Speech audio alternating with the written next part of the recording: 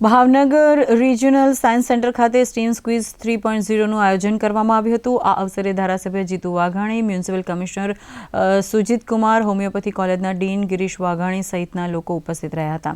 આ ક્વિઝમાં ગુજરાતમાંથી 9,80,531 વિદ્યાર્થીઓએ રજીસ્ટ્રેશન કરાવ્યું હતું। ભાવનગરના રિજિયોનલ સાયન્સ સેન્ટર ખાતે ભાવનગર, બોટાદ, અમરેલી અને ગીર સોમનાથના 32 તાલુકામાંથી 320 વિદ્યાર્થીઓ ઝોનલ લેવલની સ્ટીમ ક્વિઝમાં ભાગ લીધો હતો। આ ક્વિઝમાં દરેક તાલુકામાં टॉप 4 विद्यार्थीओ आगळनी क्विज माटे गुजरात सायन्स सिटी खाते नेशनल लेवल में भाग लेशे।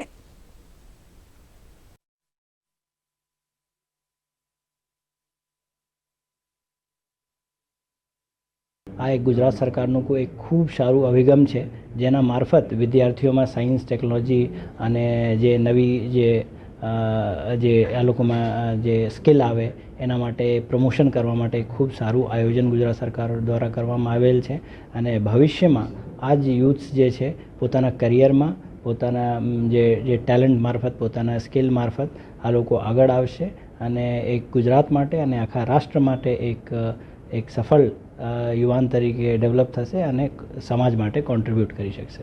આ સ્ટેમ ક્વિઝ એ માત્ર ક્વિઝ નથી, વિદ્યાર્થીઓના જીવનમાં પણ, એના વ્યવહારમાં, એના કામમાં, એના બિઝનેસમાં અને સમાજ જીવનની અંદર એને એક્સપોઝર મળતું હોય છે।